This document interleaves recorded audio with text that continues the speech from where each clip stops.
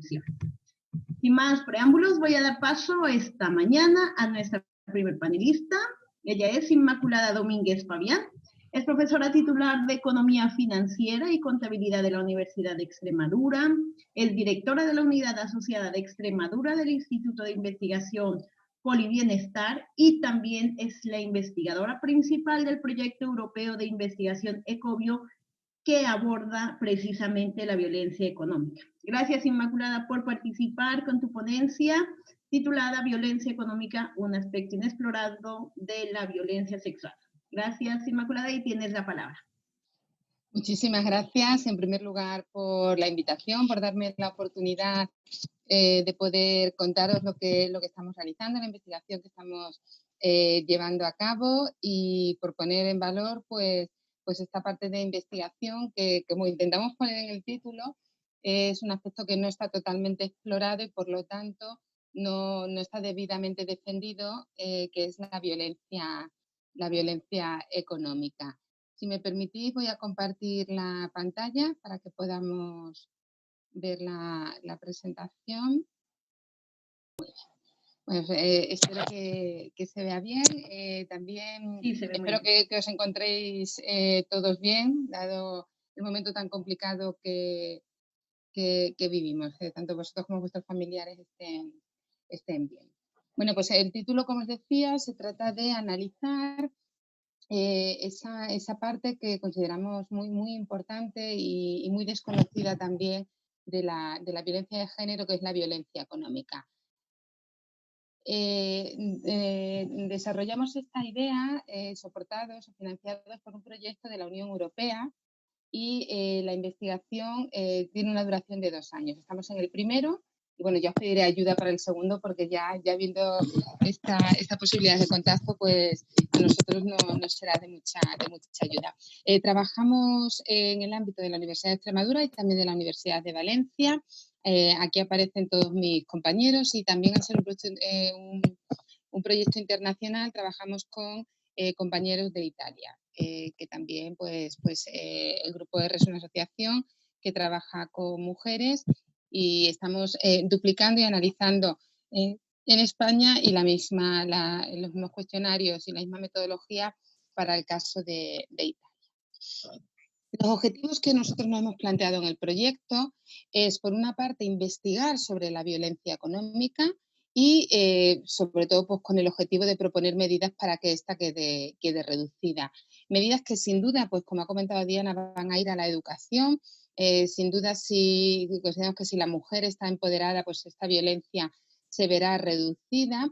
Pero también queremos proponer medidas, o nuestro objetivo es proponer medidas en el ámbito regulatorio, porque como veremos no hay encaje jurídico, si ya es un aspecto inexplorado, aunque muchas veces no sabemos ni si la estamos sufriendo, cuanto menos cómo poder defendernos ante ellas en el ámbito jurídico. Y también planteamos, pues el objetivo es plantear una serie de propuestas y medidas que puedan ayudar tanto al legislador y regulador como a las propias personas que trabajan con las mujeres con violencia a poder reducir y apoyar cuando esta violencia se produce. Pues bueno, aquí intentamos ver una mujer dentro de una tormenta, ¿no? donde si está sufriendo una violencia de género, se pueda preguntar, ¿y además sufro o he sufrido violencia económica? Si yo pienso que la sufro, ¿dónde la denuncio? ¿Dónde voy? ¿Qué puedo hacer? ¿No? Y bueno, y otra parte que nosotros hemos introducido en el proyecto y que consideramos muy novedosa respecto a lo que se ha ido investigando y trabajando en violencia es la que se produce después de haberse separado. Voy a hablar de separar, cuando separar es divorciar, por no estar repitiendo, la separación puede ser física o legal y puede ser divorciado también, ¿no? Pero hablaré siempre de antes, durante la relación y después de la relación para coger todos los planteamientos, ¿no? Bueno, pues nos puede surgir que incluso sin haber tenido una violencia de género, una persona decida separarse y justo después de la separación es cuando empieza a sufrir esa violencia. Entonces, claro, la pregunta es, me he separado, intento alejarme de los problemas que he tenido, con o sin violencia, pero ahora se me agrava y tengo sufro una violencia económica, ¿no? ¿Y ahora qué hago? Porque ya no tengo como capacidad de poder solventar este ataque o este problema, ¿no? Nosotros hemos analizado, nuestro grupo es universitario, es académico y pues siempre intentamos recurrir primero a qué se ha escrito científicamente, pues que nos haga un poco situarnos en estas intuiciones que vemos, ¿no?, del día a día. Pues vemos que en primer lugar se investiga mucho de la violencia física, la sexual y la psicológica. Dentro de esa parte psicológica se dan algunas pinceladas de un poco la violencia económica, pero no se, ni se define en trabajos, ni se mide. Veremos algunas cositas, pero muy poco, ¿no? Entonces, no es que una sea más importante que la otra, pero sin duda la violencia económica consideramos que tiene un peso importante, ¿no? Solo les voy a resumir un poquito esta parte de análisis que hemos hecho de bibliografía y de referencias, donde encontramos tácticas de abusos económicos. Se habla más de abuso que de violencia. Y la Biblia, ¿no?, el libro blanco que seguimos para analizar esto, es una escala de abuso que se plantea en el 2008, se plantea en Estados Unidos y se llama SEAT, y posteriormente en el 2011 por otro grupo de investigación que de hecho colaborará como supervisor en nuestro proyecto, lo cual estamos también muy entusiasmados con esa idea, marca una escala de abuso de 12 parámetros con la idea de ayudar a las personas que reciben por primera vez a una persona con abusos o con violencia de género, poder incluir un cuestionario breve, porque es verdad que también son situaciones muy complicadas para encima en ese momento empezar a preguntar sobre cuestiones económicas, pero se ha estipulado por estas investigadoras una escala muy breve, yo le digo, con 12 preguntas muy sencillitas que intentan detectar si ha habido ese tipo de violencia económica. Y sobre esa base y esos estudios es sobre los que nos planteamos nuestro trabajo. Tenemos autores que definen la violencia económica, y aquí intentamos, bueno, pues esa parte, ¿no?, que veis en la fotografía de estar controlando el dinero que te doy. No se va a tratar de que haya una insuficiencia de recursos en el hogar o después de una separación, sino el control que se hace del dinero que haya, de tal manera que se va a producir esa violencia cuando se controle el ingreso, la cuantía y la libre disposición de esos recursos económicos. En este trabajo del 2008, que trabaja y analiza en algunos países africanos, habla además de una violencia que suponga pues, que hay un acceso limitado por parte de la mujer a fondos y a créditos, también por supuesto al empleo y a la educación. También se habla, nosotros en España eso lo tenemos superado, pero es verdad que había leyes tradicionales discriminatorias sobre la herencia, sobre los derechos de propiedad y el uso de la tierra comunal. Aquí también se trabaja sobre lo que es la violencia patrimonial, también muy importante respecto a la posesión del patrimonio, que aun siendo de la mujer necesita al hombre para poder actuar o poder tratar o tratar con ese patrimonio. Además, se habla de que algunos hombres prohibían trabajar a sus mujeres. Esto va a ser también otra parte, o sea, hemos hablado por una parte, y lo veremos ahora en la encuesta que planteamos, un control del dinero, estamos diciendo, un uso de los recursos, no dejar que esos recursos los pueda usar la mujer, y además se puede añadir en esa violencia económica la premisa de que los hombres prohíban trabajar a las mujeres. Con esa prohibición del trabajo intentan eliminar la posibilidad de que la mujer tenga recursos económicos. Y una clave importantísima para nosotros en nuestra investigación es la que ven aquí, y es lo que consideramos que es una aportación a lo poco que hay, es una de las aportaciones que queremos llevar a cabo con este proyecto.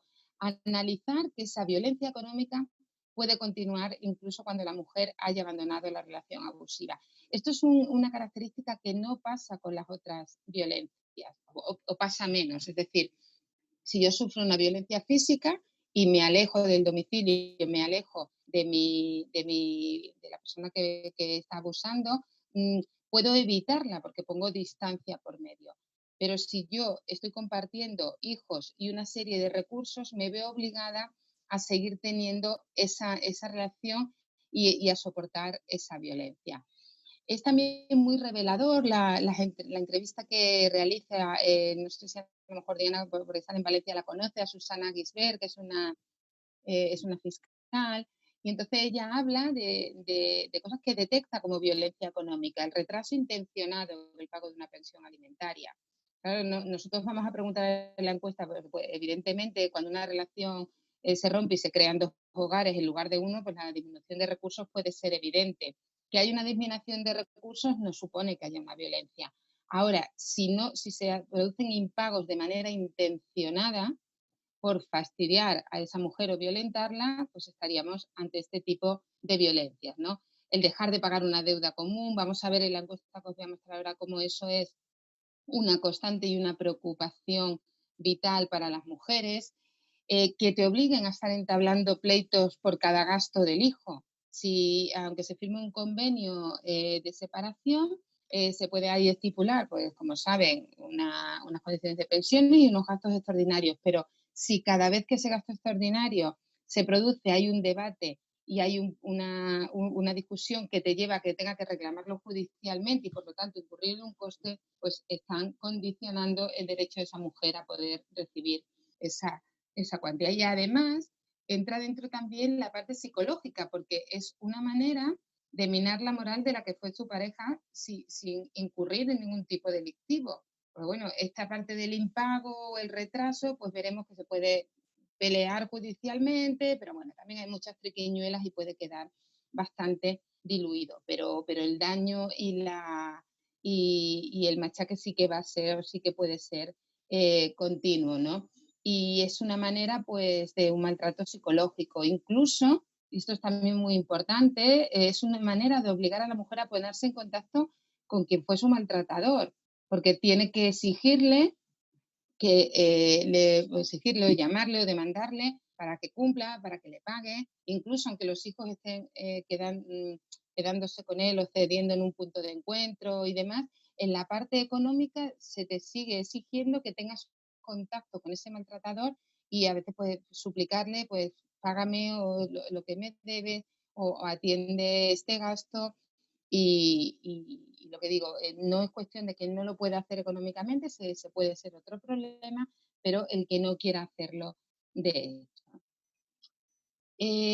¿Qué ocurre con la violencia? Pues vemos que no se considera específicamente como un abuso, pero ni lo hace en España ni en los países de la Unión Europea. ¿Tenemos algún caso, algún programa, una pequeña referencia en Irlanda, pero no lo encontramos en el análisis que hemos hecho?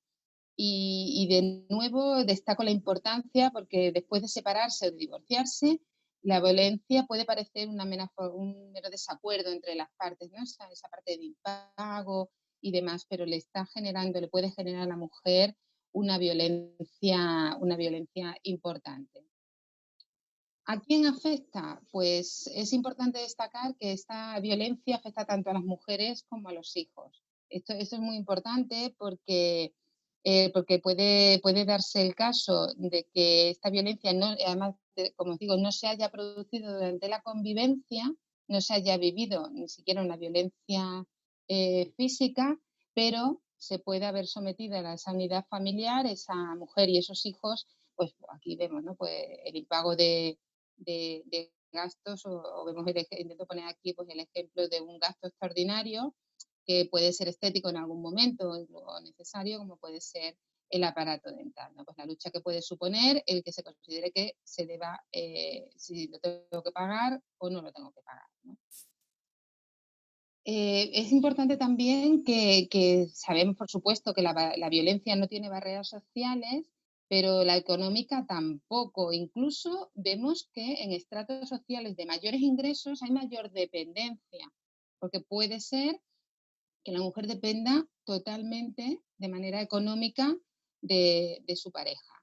Y, por supuesto, si las condiciones, si además estamos en la otra parte con menor cualificación y menor capacidad formativa, pues por supuesto esas mujeres van a tener mucha más dificultad para tener una independencia económica y si yo no tengo esa independencia económica, tengo más posibilidades de sufrir esa violencia económica. ¿En qué estamos trabajando nosotros y en qué hemos trabajado? Bueno, pues vamos a intentar con nuestras investigaciones y nuestro trabajo pues poder determinar o ayudar a detectar esa violencia y ver sus causas, ver dónde se produce para después poder diseñar propuestas de mejora.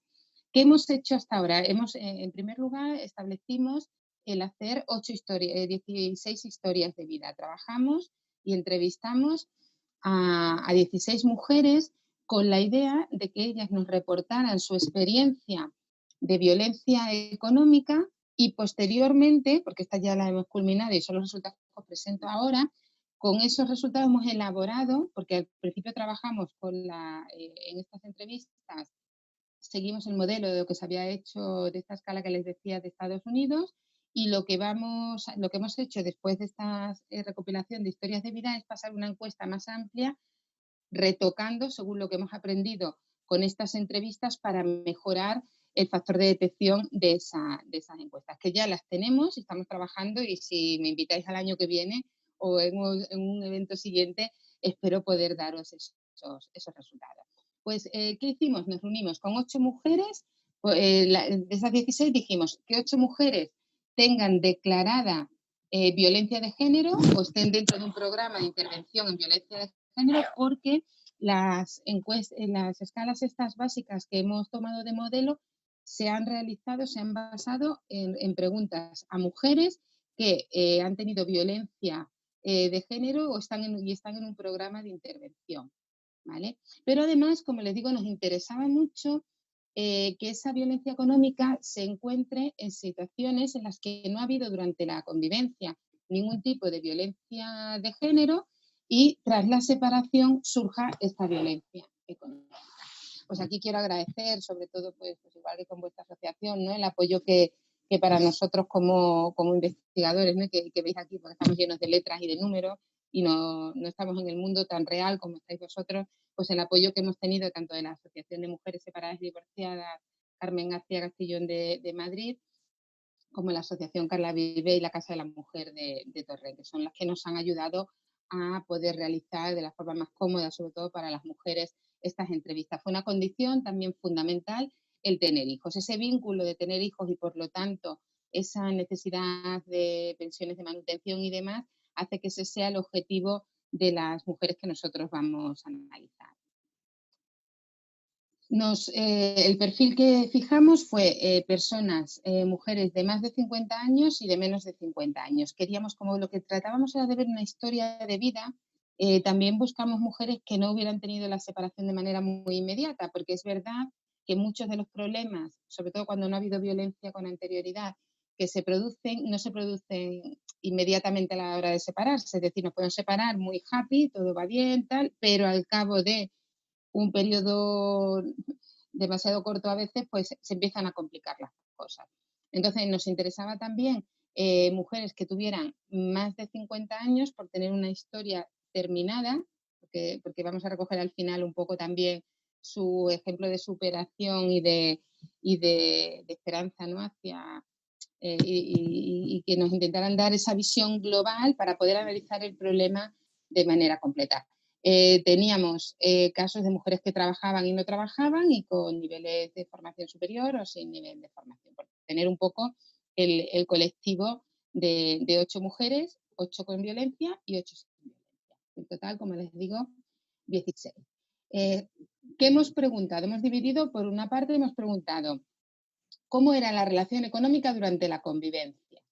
Aquí queremos ver si durante la convivencia hubo o no abuso económico, porque muchas veces en esa pregunta que decíamos al principio, yo lo estoy sufriendo, sufro abuso económico, pues vamos a preguntar si cuando convivían había entienden desde la perspectiva de ahora si sufrieron o no abuso o violencia económica.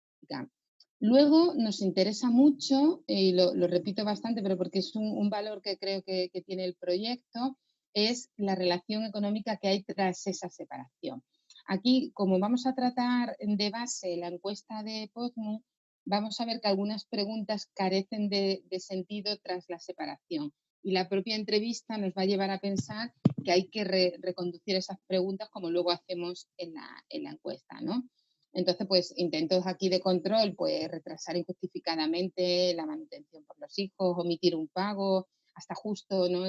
Llegar que se vaya a producir la celebración del juicio y en ese momento pagar. Pero claro, si yo tengo que pagar a primeros de mes el comedor de mis hijos o una actividad, si se me impaga y se me impaga y se me impaga, aunque finalmente me lo paguen, si ha pasado el suficiente tiempo para que a mí esto me genere o me esté violentando, ¿no? Como les decía, pues también incluimos un bloque de perspectivas futuras, pues un poco que nos digan cuál ha sido su perspectiva vital, ¿no? ¿Qué esperan, ¿no? Le preguntábamos a las mujeres, ¿cómo te ves al año que viene? Es verdad que estas preguntas las hicimos justo antes de la pandemia. Entonces, se veían, bueno, pues espero que también se vean así ahora, ¿no? Pues con esperanza y queriendo estar como estaban, ¿no? Superando el problema. Voy a ir repasando las diferentes cuestiones que hemos ido preguntando para contaros un poquito el resultado. El esquema va a ser siempre el mismo, ¿veis? Aquí he puesto un corazón para Rosita, pues para decir que estamos en la relación y para explicar aquí qué pasa después de la relación. Y hemos puesto en 2 colores según la pregunta que le realicemos a la mujer, pues cómo contestan las que no han tenido violencia de género, no han tenido historia de violencia de género, y cómo contestan las que sí han tenido violencia. Y qué pasó antes y qué pasó después. Entonces, por ejemplo, le preguntamos si tomaba decisiones financieras sin consultarle. Entonces, vemos como aquellas personas, que durante la relación, si quien no ha tenido violencia económica tiene un porcentaje alto, el 50% dice que no tomaba esas decisiones, que todo iba bien. Mientras que los que sí tenían violencia ya vemos que ninguno nos responde que nunca. Por lo tanto, quien tenía violencia de género ya tenía también información o tenía también signos de violencia económica. Vemos que si bien cuando están en la relación muchas contestan que nunca, eso cambia mucho después de la relación. O sea, que vemos un cambio de perfil de antes a después. Tenemos algunas de las respuestas que nos daban, ¿no? Pues por ejemplo, una mujer decía, tenía un negocio conjunto, ¿no? Una mensajería, decía, del tema de la mensajería yo no sabía absolutamente nada. Lo llevaba una gestoría y a mí no me daban cuenta. Él me decía a veces, pues me han dicho que para pagar menos impuestos debo comprarme este coche. Y entonces se compraba un coche sin contar conmigo. Bueno, pues muchas mentiras de este tipo, ¿no? Luego otra mujer dice, pues si se tenía que hacer, por ejemplo, una rehipoteca de la casa, pues a mí me traía los papeles para que lo firmara, pero no me explicaba nada. ¿Qué ha implicado esto? Pues que estoy sujeta de por vida a esa relación, ¿no? Económica. Aquí preguntamos también si le ocultaba información económica importante. De nuevo vemos el mismo perfil. Durante la relación, pues tenemos que, sobre todo quien no sufría violencia, pues nunca o raramente, mientras que los que sí tenían violencia, fijaros, 4 de las 8 dicen que siempre le ocultaba esa información. Por lo tanto, vemos cómo las personas que sufrían además violencia de género tenían esta falta de información. Vemos después, cuando se pregunta, aquí vemos que hay más casos en los que dicen que no procede, por esto lo hemos hecho para detectar qué parte de esa escala se debe o no mantener cuando preguntemos por después de la separación. Pero vemos que aquí él nunca desaparece, ¿vale? De nuevo, cuando ya la relación se rompe, vemos que hay esa variable de control. Esto es muy importante dentro del control, que era que si le exigía información de cómo se gastaba el dinero. Vemos de nuevo el mismo perfil. Fijaros que las que sufrían violencia, las 8, las que contestan que durante la relación sí les exigía esa información. Algunos testimonios que nos dicen, pues él tenía la tarjeta, yo no tengo tarjeta y si quiero comprar yo no puedo pagar, él me tiene que dar el dinero. Otra contesta, yo no tenía dinero, el dinero me lo daba él siempre en mano. Él llevaba una cartera negra y él me iba dando el dinero. Era muy controlador. Tenía que enseñarle siempre los tickets, porque él decía que, claro, que yo era mucho más joven y que no sabía cómo era el funcionamiento de una casa, que era el que tenía que llevar siempre las cuentas porque era el hombre y tenía más experiencia, ¿no? Pues esto es lo que vemos ante esta pregunta. Aquí pues le exigía que si, no solo que dónde se gastaba, sino además que le daba dinero, quería el cambio, los recibos, los tickets. Esta no consideramos preguntarla después de la relación, porque ya si no hay relación, pues no le iba a pedir este control. Y de nuevo aquí vemos la gran diferencia, esto es muy importante, esto lo vamos a ir viendo, y de tal manera que vinculamos el hecho de que si además o habiendo violencia de género, estos comportamientos se producen mucho más, mientras que cuando no hay esa violencia de género, esto en principio se produce en menor escala. Vemos un caso que sí, dentro de las 8, pero vemos como 7 no. El problema es, como les digo, que esto que no se ve aquí sí aparece después de la separación, con lo cual nos encontramos con una violencia que surge, una violencia 9. ¿Le impedía tener sus propias cuentas del banco? Pues de nuevo, volvemos a tener lo mismo. Aquí dice, pues generaba muchos conflictos con el tema económico, me quitaba la cartilla y me decía que yo no podía ir al banco a por dinero, que si lo quería, pues que lo que él me diera y que si no se lo pidiera a mis padres, ¿no? Pues estos son testimonios que nos cuentan las mujeres. Vigilaba tus cuentas bancarias, pues vemos de nuevo el mismo perfil. Vemos que aquí nunca es 7, mientras que aquí nunca pasa a 2. Es decir, estas mujeres que durante la relación no sufrieron ese control, vemos que aquí sí aparece. Testimonios que nos dicen, sí, pero a mí me daba miedo de forzar la situación, porque ya de por sí él era muy violento, llegaba a casa y decía, a ver, saca la cartilla, que hoy la vamos a tener, ja, ja, ja, y ya me temblaban las piernas. Le impedía tener dinero propio para comprar comida, ropa o cualquier otra cosa que pudiera necesitar. No, él me decía, solo para la comida, pero a partir de ahí, nada. Dice, yo llegué a andar con los zapatos rotos por ahí, con un agujero debajo, porque era lo que había, pero él iba con sus zapatos de 100 y pico euros. Comenta también otra de las mujeres, me viene a trabajar al mes de dar a luz porque él no me daba dinero para comprar leche a su hijo. Compraba lo mínimo y decía que ya demasiado había comido al niño porque ¿por qué no le daba yo el pecho? Otra comenta, hay unas medidas provisionales por las cuales me tiene que dar 200 euros por el niño, cosa que no cumple. Y tiene que pagar el 50% de la medicación, farmacia y colegio, pero ni paga farmacia, ni colegio, ni gastos extraordinarios, ¿no? Entonces, le obligaba a pedirle dinero. Pues claro, muchos se preguntan, ¿por qué tengo que ir como un niño pequeño, ¿no? A pedirle el dinero? Porque él me decía, ¿para qué lo quiere? ¿Por qué tengo que comprar tanta comida? ¿Por qué tengo que comprar ese medicamento? ¿Para qué tienes que ir tanto a la farmacia? Pues bueno, testimonios. Y de nuevo volvemos a ver el mismo perfil que os decía, ¿no? Cuando aquí vemos nunca, ese nunca desaparece después. Y vemos que si bien durante la relación quien no ha tenido esa violencia de género no la tiene, no tiene esa violencia económica, después esta sí aparece. Aquí también pues le preguntamos si le sustraía nóminas, cheques que percibiera, ¿no? Pues de nuevo aquí vemos que no, mientras que cuando se acaba la relación vemos que sí. Es verdad que aquí comentan varias de ellas que ya no proceden, ¿no? Ya no tienen el acceso a poderle obtener esa información, ¿no? Aquí también otro de los testimonios indican, yo trabajando, recién dada a luz, no podía estar con mi hijo porque tenía que ir a trabajar, yo no veía lógico que yo tuviera que trabajar y él se quedara, él le diera dinero, además cogiera dinero de mis cheques y le diera 40.000 pesetas a su madre que tenía el piso pagado, ¿no?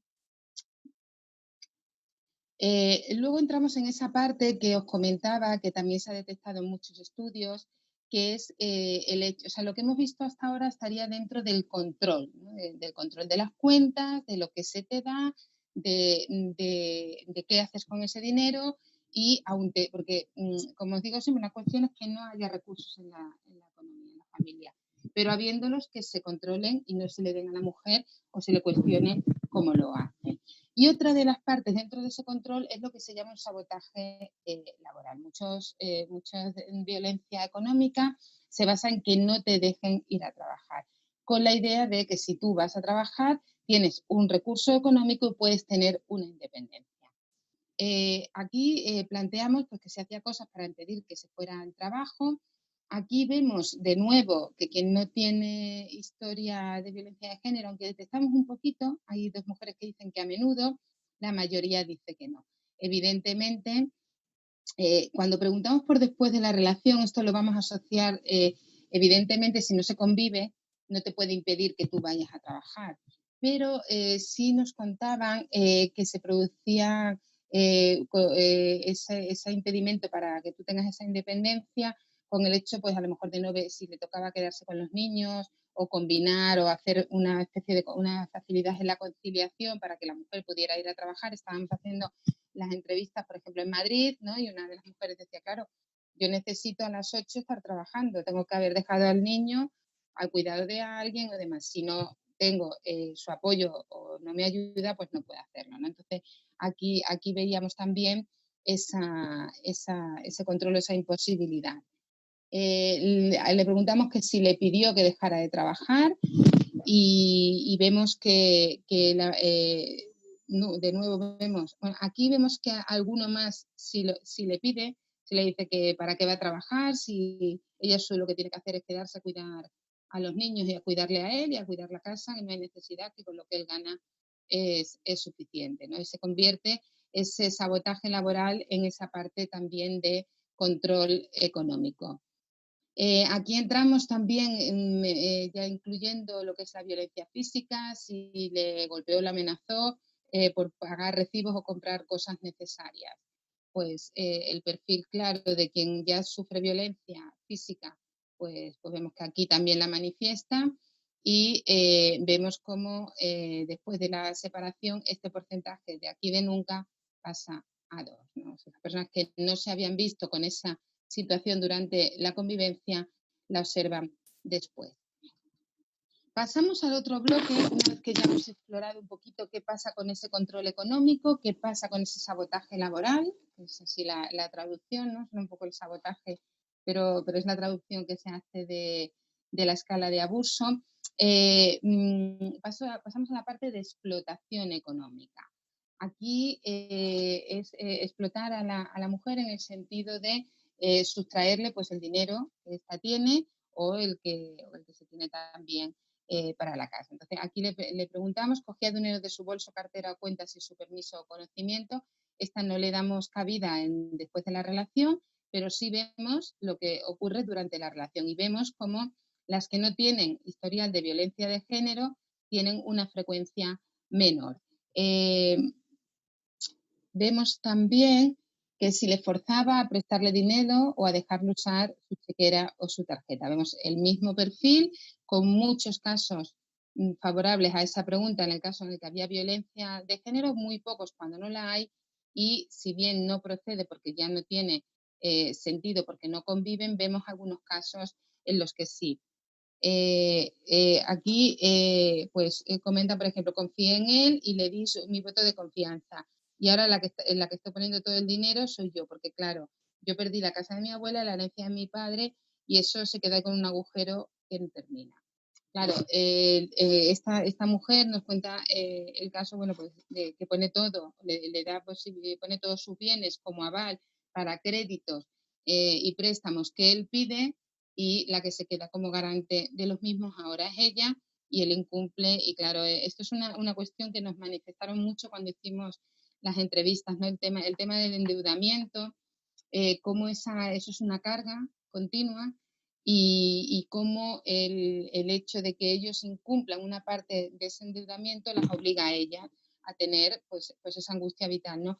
Comentaban mucho también, a ellas les preocupaba mucho el tema de la hipoteca, cuando ellos estaban en la vivienda y la hipoteca pues tenían que pagarla entre los dos. Y aunque ellas consiguieran financiación y pudieran pagar su parte de la hipoteca, ellos no financiaban la suya. Con lo cual estaba implicándole que la deuda se mantenía y ellas siempre estaban en riesgo de perder su casa. Y para ellas eso era el mayor de los problemas. Porque con el tema alimentario y demás podían subsistir de otra manera, pero con el tema de la casa, la hipoteca y la deuda era una losa terrible para ella, ¿no? ¿Le cogía sin autorización y sin informarle cosas de su propiedad? Pues repetimos y vemos el mismo perfil.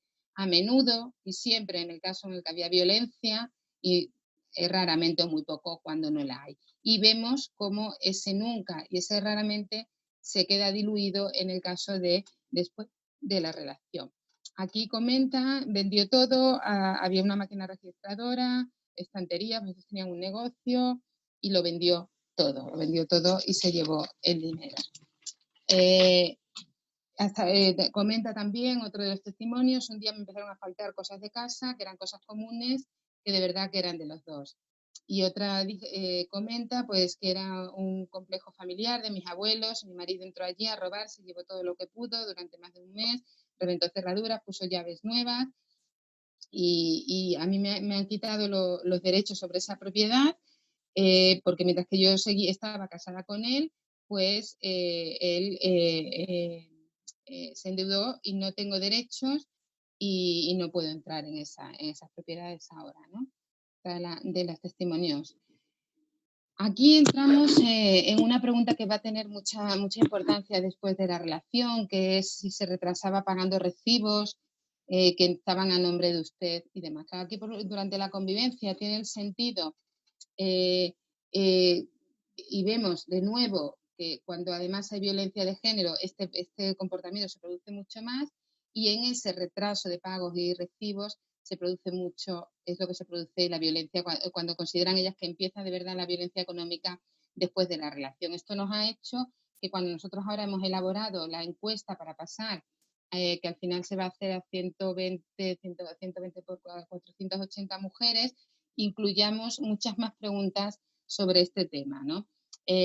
Una comenta, ahí es donde empieza la violencia económica, porque él deja de pagar, teníamos préstamos de hipotecas y aunque y es de los dos, pero él deja de pagarlo todo, ¿no? Entonces, eso le genera un problema y una deuda. Hacía cosas poniendo los costes y deudas a nombre de usted, como por ejemplo usar su tarjeta de crédito y demás. Pues vemos de nuevo el mismo perfil. Cuando hay historia de violencia de género, se produce mucho más que en el caso de que no lo hay. De los grandes créditos que él se quedó, dos de ellos estaban a mi nombre. Él no los ha pagado, pero a mí me los reclaman. Pero el bien lo tiene él. O sea, él tiene la moto, porque se pidió un crédito por una moto suya, él tiene la moto, pero la deuda las tengo yo. Él no las ha pagado y además incumple el convenio regulador. Por lo tanto, esas deudas que durante el momento de la convivencia puso a nombre de ella, pues no pagándolas ahora le genera un problema a la mujer. Aquí también vemos de gran importancia el preguntarle sobre si él mentía sobre sus ingresos. Aquí ya vemos que alguna vez más, ¿no? Vemos aquí una diferencia, recordar que antes en todas las que preguntábamos de la relación, aquí en las 8 casi contestaban siempre que nunca. Bueno, pues aquí ya algo estaba pasando también en las que no tenían violencia. Y aquí vemos que siempre, ¿no? Y sobre todo vemos en el caso de las que tienen violencia de género durante la relación que mienten sobre sus ingresos. Aquí comenta, sí, empezó a pagar cuando dejó de pagar casi cuando llevaba 4 años jubilado. Entonces empezó a pagar ya por una orden judicial. Pero luego hubo un momento que demostró que había tenido más ingresos que gastos, que tenía créditos y consiguió no pagarlo.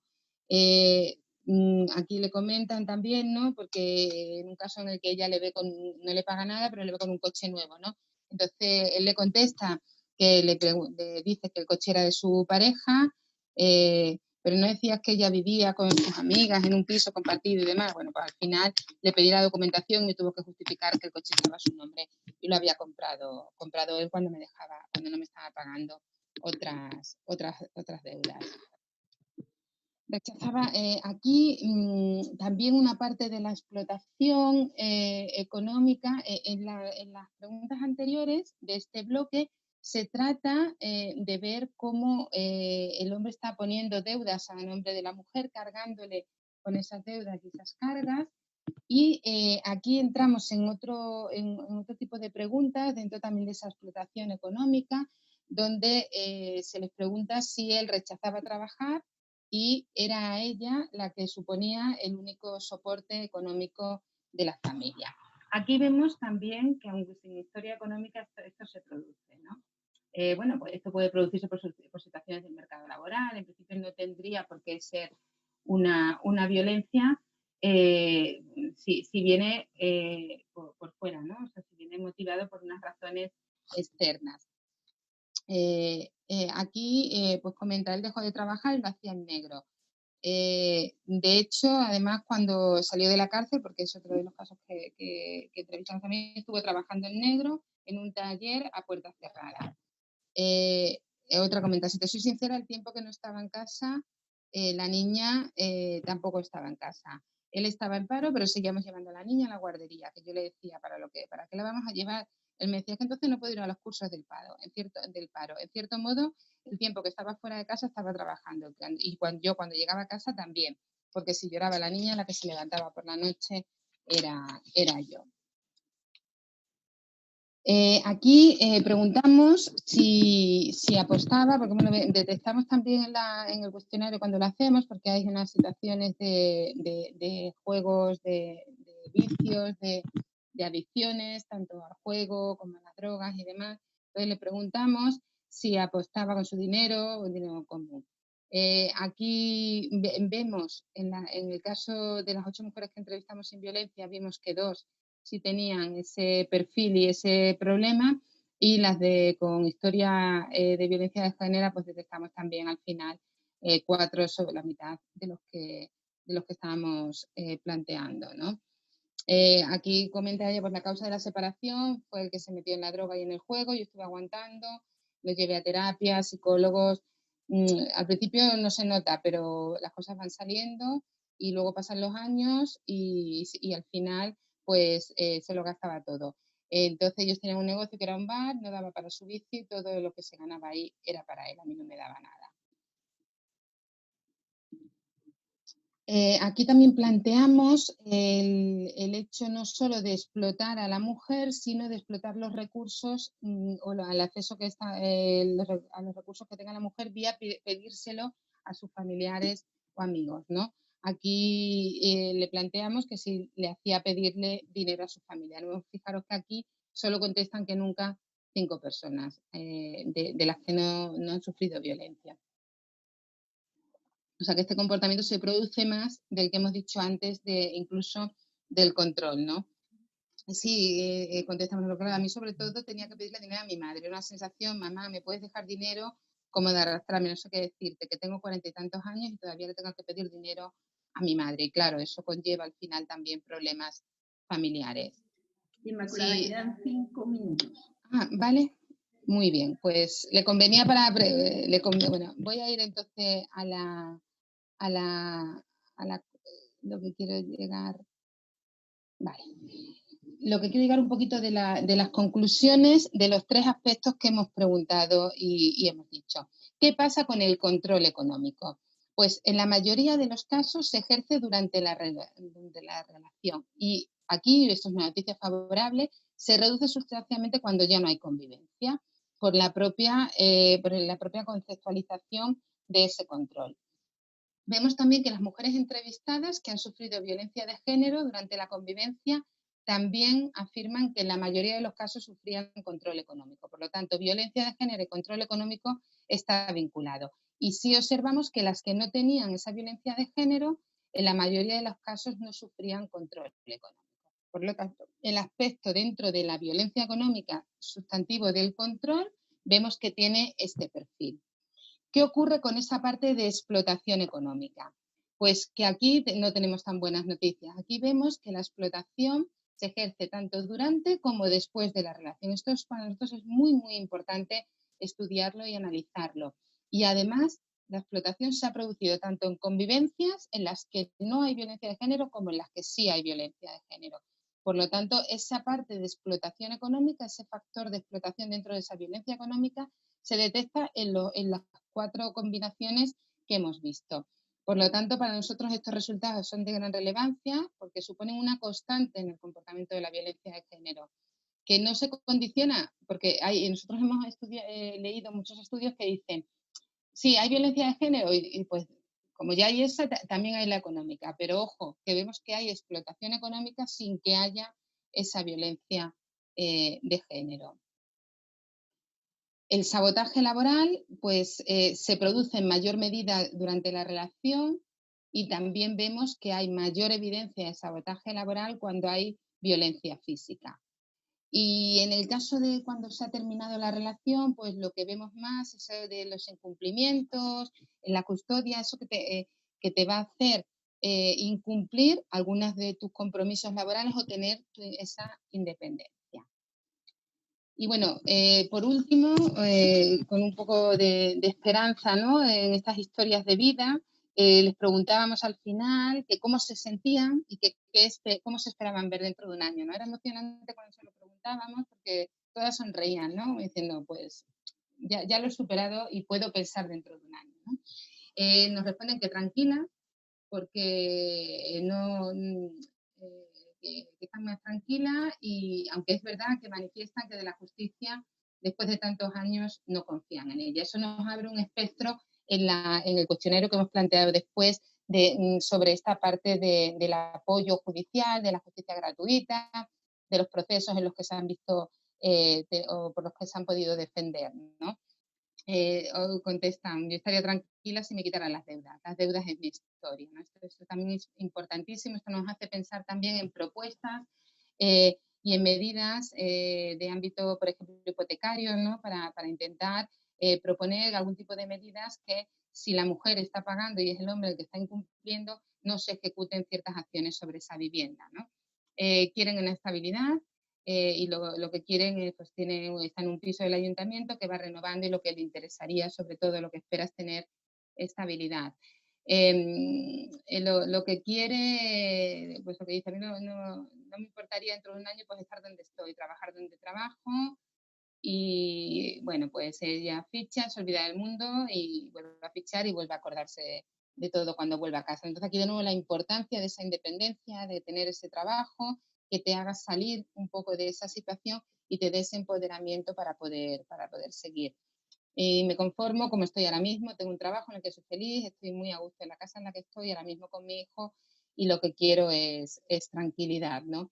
No cambiaría nada, lo que estoy deseando es romper definitivamente mi relación con este hombre. No quiero saber nada más de él porque al final son 200 euros que no me ayudan a nada. Y a nivel laboral, pues tengo un trabajo estable, puedo estudiar lo que quiero y me gustaría hacer enfermería. Para mí lo importante es la tranquilidad. Quiero llevar al día a día mi vida tranquila, no sé cómo explicarlo. Pues bueno, esto ha sido el trabajo que hemos realizado. Agradecer muchísimo a las personas a las 16 mujeres que participaron en él y otras que testaron y nos ayudaron. Y con esto lo que he intentado es contaros lo que hemos hecho hasta ahora. Hemos hecho un poquito más porque digo que ya hemos hecho y elaborado a raíz de estas entrevistas personales, hemos elaborado las encuestas para fijar bien o fijar bien el tiro de lo que queremos preguntar respecto a ese control, respecto a ese abuso y respecto a ese sabotaje laboral y siempre con esos 4 puntos de vista. Que hayan sufrido no violencia de género o estén dentro de un programa y qué pasó antes y qué pasa después para poder pues evitar y hacer que esa violencia sea menor o acoger y acompañar y ayudar adecuadamente a esas personas que tras la separación se encuentran con esa violencia económica. Pues muchísimas gracias, disculpar si me he pasado de la... Yo me emociono aquí con los resultados. Está bien, Inmaculada, y de nuestra parte te agradecemos por la claridad en tu exposición, por compartir estas herramientas, ¿no?, que se hacen desde la investigación. Consideramos que el trabajo que se hace desde la universidad es indispensable y necesario si queremos avanzar en esta lucha contra la violencia, esta lucha contra estas violencias invisibles, así que enhorabuena y esperamos seguir contribuyendo desde nuestra organización en este tipo de estudios. Cuenta con nosotras y ya te tengo fichada, sí. Porque también hemos identificado, bueno, compartimos también el cuestionario que se cerraba hasta 20 de noviembre, o sea que estamos allí. Lo sé. Y bueno, no, agradecerte, creo que es evidente y muy necesario esto de investigar porque es lo que al final permite tomar buenas decisiones, ¿no? Esas alianzas con organizaciones, la sociedad civil, la universidad, la academia, se hace indispensable cuando queremos desarrollar políticas públicas, incidir en estos cambios de legislación. Así que ha sido fenomenal y creo que va a ser de mucha utilidad. Cuenta con nosotras, está súper invitada a la jornada del próximo año, donde podemos también conocer estos nuevos resultados de los estudios que están realizando ahora. Así que desde ya haz la reserva para la próxima jornada, cuenta con ello. Yo también me lo apunto, ¿eh? y bueno, mi tarea es, como estoy en Valencia, pues justamente tenemos un proyecto en el que hemos priorizado trabajar sobre violencia económica para el próximo 2021. Así que yo misma me pondré en contacto con vuestros compañeras y compañeros de la Universidad de Valencia para establecer estas alianzas y ver cómo podemos colaborar y contribuir juntas. Seguiremos, por supuesto que sí. Sí, pues muchísimas gracias. No sé si alguien tenga alguna inquietud, quiera hacerlo de viva voz. Mi compañero Tomás estará atento a las manitos que estén levantadas. Yo quería comentar, muchas gracias Inmaculada por la presentación, muchas gracias por participar. Y yo quería saber si mientras estáis haciendo la investigación, habéis identificado organismos, instituciones que hagan prevención, o eso no lo habéis tocado, o que intervengan en este tipo de violencia, porque sí que es verdad que nosotras hemos identificado, pero no le habíamos puesto nombre a violencia económica, hemos identificado en víctimas de violencia ese control, y después mujeres que acudían aquí, sobre todo a asesoramiento jurídico, preguntando, pues eso, las deudas por parte de su expareja, todas estas cosas, sin identificarlo de ninguna manera como violencia. Incluso ellas pues mencionaban que habían tenido buena relación, pero a raíz de la separación, que habían empezado a tener conflictos, sobre todo cuando aparecían otras terceras personas, que a la hora de pagar la pensión de alimentos resulta que habían puesto sus bienes a nombres de otras personas o de otras parejas que podían tener. Entonces no sé si eso lo habéis identificado, lo habéis estudiado, o lo vais a dejar para la segunda parte. No, lo hemos incluido, lo hemos percibido perfectamente. Además, una de las ideas que tenemos es sacar como unos comportamientos, ¿no? de cómo actuar rápido, porque con el hecho del impago de la manutención, que son 200 euros, por ejemplo, ¿no? Entonces, claro, tú dices, 200 euros, ¿cómo voy a...? Si no tengo ningún ámbito penal, no tengo ninguna denuncia penal porque no he tenido violencia. Estoy ya en el ámbito civil, en derecho de familia, que eso también es muy importante, y visibilizar que son dos procesos legales distintos y ver si puede haber alguna conexión para hacer más rápido ese de familia, porque se queda ahí como diluido, ¿no? Entonces, lo que te comento, claro, alguien dice, la primera vez le llamo, ya te lo pagaré, tal, se alarga, ya ha pasado otro mes, ya son 400. El tercer mes, cuando te quieres poner a ponerte las pilas y a preguntar y a decir, oye, que mira lo que me está pasando, la deuda ya son 1.000, 1.200. Y eso va creciendo. Entonces, eso también lo hemos detectado. Y también lo preguntamos en la entrevista, hemos detectado también que hay muchas mujeres que en esta historia de vida, al pasar el tiempo, esa deuda va creciendo. Entonces, cuando llega una determinada cuantía, ya no está en el ámbito civil, ya tiene que pasar al penal. Pero claro, ¿qué nos suena el penal? El penal ya nos suena a cárcel, una condena mucho mayor, y ha pasado mucho tiempo. Y están también los hijos por medio. Entonces, preguntamos también, claro, y si tú llevas el proceso en el ámbito familiar, en el ámbito de derecho de familia, y quieres pasar al penal, de repente es otro abogado, es otro coste diferente, cambia de abogado y incurre en un gasto nuevo. Por lo tanto, vuelve a generarse un problema. Y ahí hemos preguntado y hemos obtenido que muchas personas desisten. Entonces, ahí estás viendo que desisten de ese soporte jurídico, ese soporte del sistema. Por lo tanto, si se desiste de él, habrá que cambiarlo, porque estás llegando, esos procedimientos no están sirviendo para la mujer.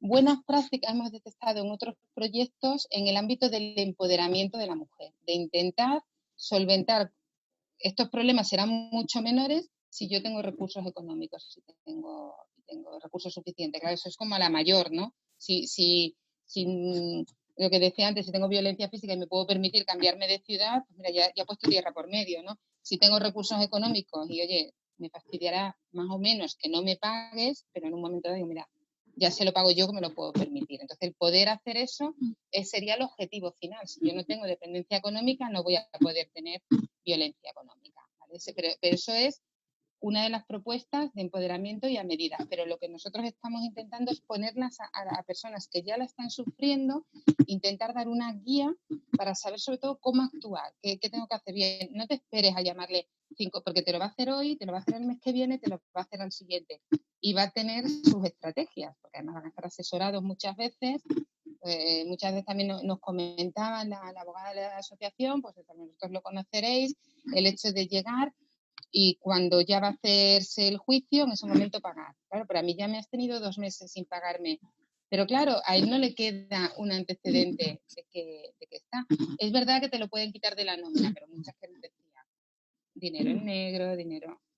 Y sobre todo ese cambio, ¿no? Ese cambio de que todo parece que va a ir bien y de repente se complica todo y en lugar de tener una liberación, pues tienes un problema mucho mayor. En eso sí estamos trabajando, en intentar dar tanto las pautas a las personas, a las mujeres, las pautas a las personas que las atienden para poder detectar lo antes posible y poder darle instrumentos que le ayuden, y luego unas propuestas legislativas y regulatorias que pueda. Es decir, esto parece que no funciona, según nos dicen, ¿no? Muy bien. Ver, Gracias, Inmaculada. Vale, tenemos una pregunta aquí, alguien que se hace llamar Sensación Hispana. Le damos paso, si os parece. Muy bien.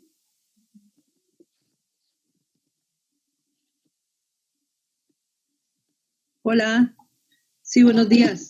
Disculpe, mi nombre es Berta Quirós, vivo en Valencia y formo parte de la Asociación de Hispanoamericanos en Valencia.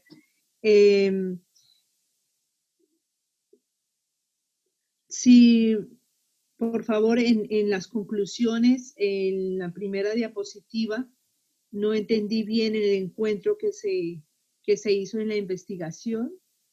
Y lo otro también es plantear la preocupación que hay, porque en el caso de la violencia doméstica, en la asociación contamos con varias personas destinatarias de nuestro trabajo que trabajan como teleoperadoras.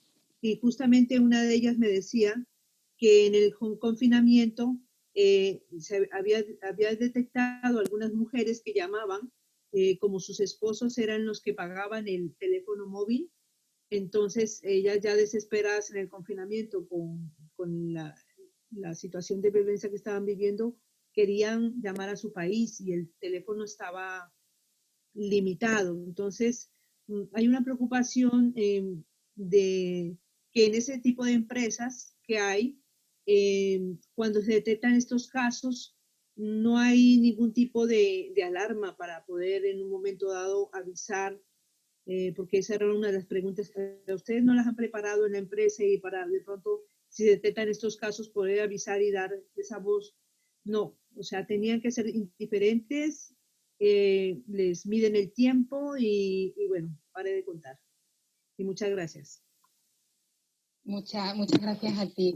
Entiendo que la cuestión que planteas es sobre la conclusión de control económico, ¿verdad? Sí, la primera diapositiva, sí. En las conclusiones. Sí, vale. Lo que estamos diciendo ahí es que analizamos que ese control económico, del control de los recursos, de darle el dinero a cuentagotas a la mujer o de explicarle, de pedirle explicaciones de cómo lo gasta, se manifiesta mucho cuando hay convivencia, pero se consigue reducir y no se produce tanto cuando se aleja de esa convivencia. Sí va a aumentar, por contra, la explotación y la parte de abuso económico, pero la de ese control directamente disminuye. Es lógico, si yo estoy conviviendo con mi pareja y él controla ese dinero, me va a controlar lo que me da, me va a pedir una explicación de en qué has gastado esto y demás. Si consigo separarme y no vivir, no tener convivencia